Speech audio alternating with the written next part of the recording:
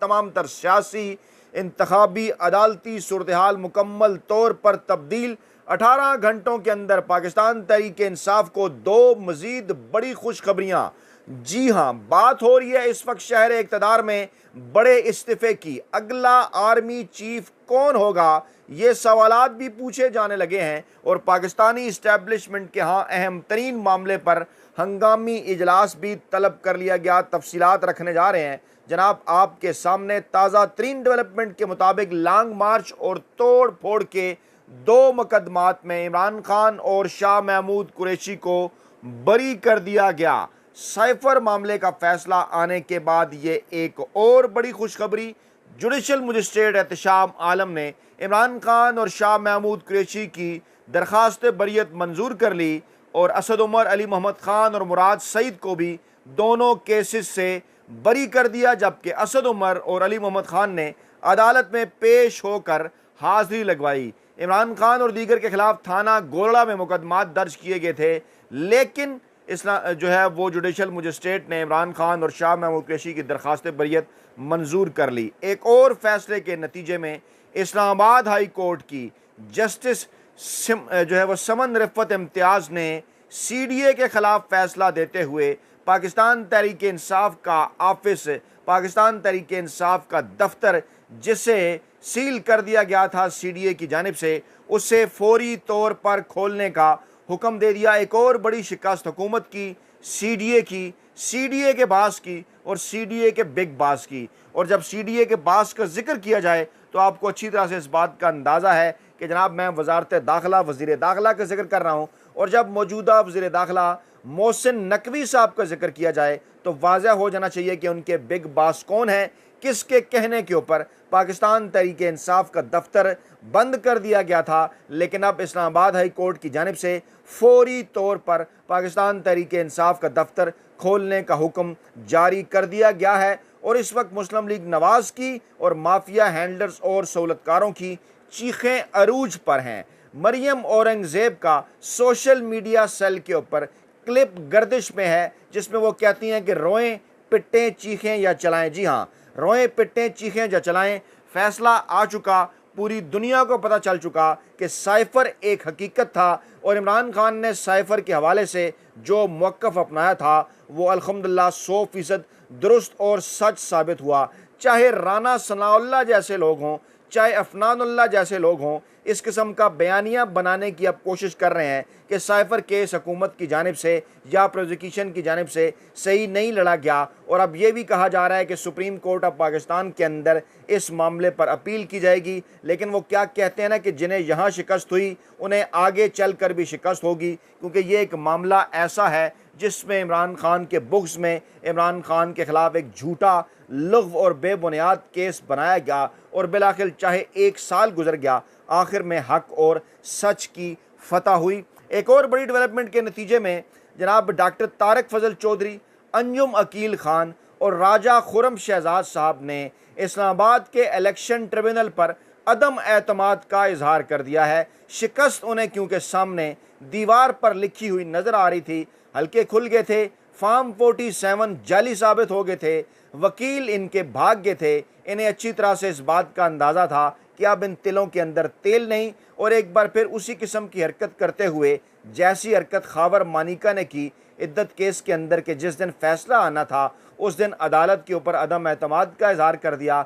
बिल्कुल उसी भी लाइन पर नून लीगी लाइन कहलाती है। ये गुज़श्ता 50 बरसों से चमक के नतीजे में नून लीग को अदालतों से हमायत में अपने फ़ैसले मिलते रहे, लेकिन जहाँ पर फ़ैसला उन्हें नज़र आया कि अब उनके हक़ में नहीं होगा, इसी किस्म के उन्होंने हरबे इस्तेमाल किए और वाज़ा तौर पर शिकस्त को देख कर वो भाग रहे हैं। ये एक इंतहाई अहम तरीन और बहुत बड़ी डेवलपमेंट है। मैंने इस बात के ऊपर कमेंट भी किया कि डॉक्टर तारिक फजल चौधरी, अंजुम अकील खान और राजा खुरम शहजाद साहब पता नहीं किस तरह अपने बीवी बच्चों का सामना करते होंगे। लोगों ने नीचे बड़े दिलचस्प जो है उसके ऊपर कमेंट किए, आप उसको देख सकते हैं जाके।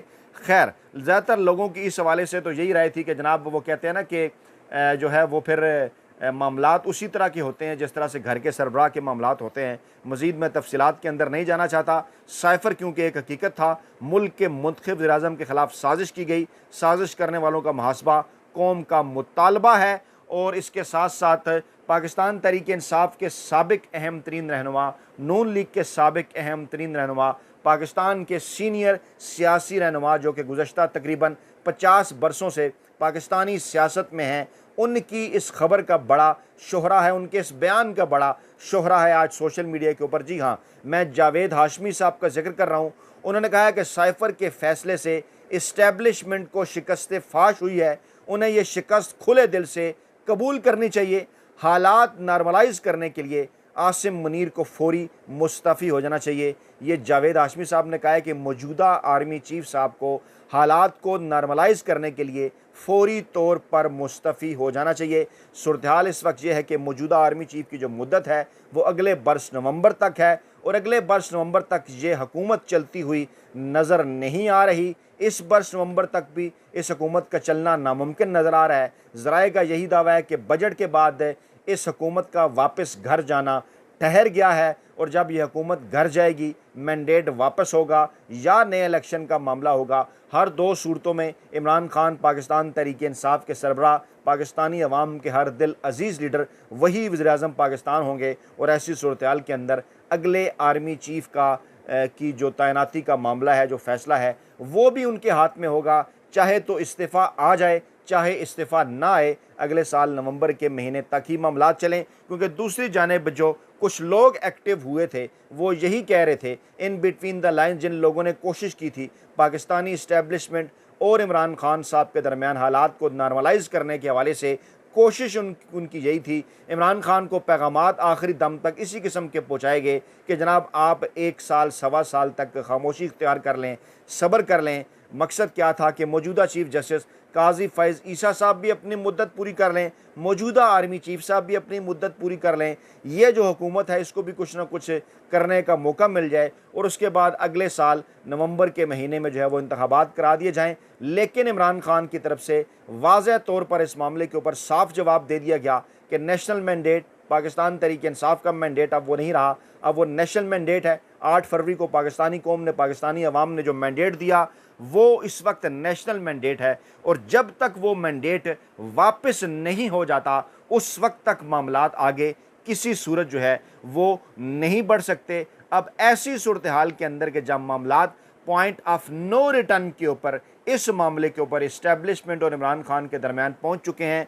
इस्टेब्लिशमेंट के खुद साख्ता तर्जुमानों की जानिब से पैगामात का सिलसिला जारी है, कालम्स पर कालम लिखवाए जा रहे हैं। पाकिस्तानी इस्टेब्लिशमेंट के खुद साख्ता गैर सरकारी तर्जुमान का कहना है, इंसार अब्बासी का मैं जिक्र कर रहा हूँ, उन्वान है उनके कालम का कि इस्टेब्लिशमेंट का असल चैलेंज।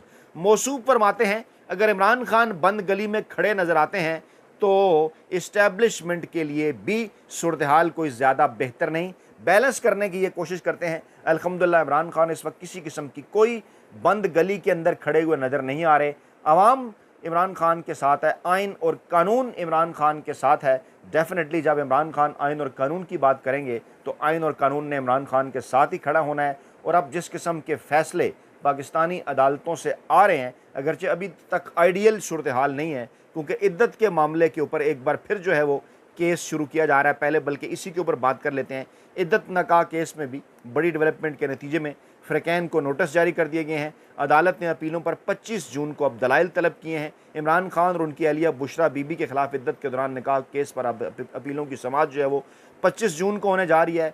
अहम तरीन मामला इसके अंदर ये आप जानते हैं, हम अपडेट आपको कर चुके हैं कि डिस्ट्रिक्ट एंड सेशन जज शाहरुख अर्जुमंद ने जो है वो सज़ाओं के ख़िलाफ़ अपीलों पर समाअत मुकम्मल कर ली थी।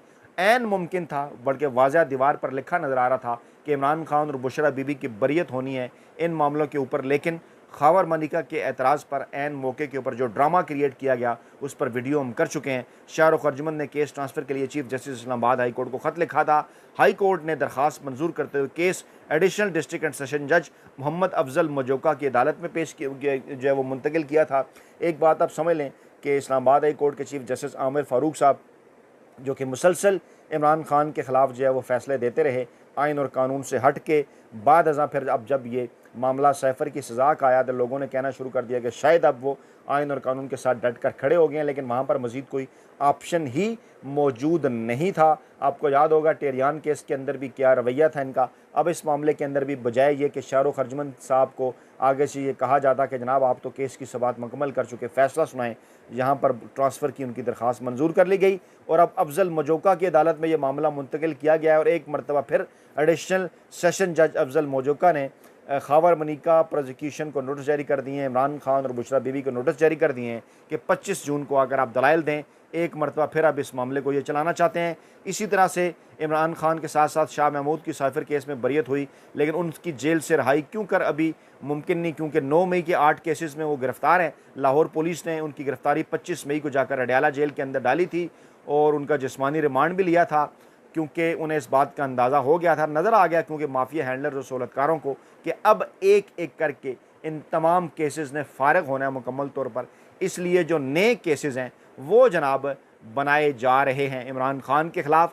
अमेरिका का बयान भी आ गया कि इमरान खान के ख़िलाफ़ कानूनी कार्रवाई का फ़ैसला पाकिस्तानी अदालतों ने करना है, उनके पास भी अब कोई ऑप्शन नहीं। इमरान खान का मौक़िफ़ क्योंकि 100% दुरुस्त और सच साबित हुआ और जनाब वो कहते हैं कि जब उनसे पूछा गया कि इमरान खान तो रिहा हो चुके हैं, इमरान खान की सज़ा कलअदम हो गई है साइफर मामले के ऊपर, तो उन्होंने कहा जनाब कि हम मुख्तलिफ ममालिक से मुतल्लिक़ फ़ैसले के लिए मुनासिब हालात और सियाक़ो सबाक़ को मद्देनज़र रखते हैं और ये फ़ैसला पाकिस्तानी अदालतों ने करना है, डेफिनेटली पाकिस्तानी अदालतों ने ही करना है। और राना सनाउल्लाह साहब ने फरमाया कि हम जनाब सुप्रीम कोर्ट ऑफ पाकिस्तान में जाएंगे और जनाब मामले को सही आगे नहीं बढ़ाया गया। फिर मौसूफ़ कहते हैं कि मुज़ाकरात के अलावा कोई ऑप्शन नहीं है और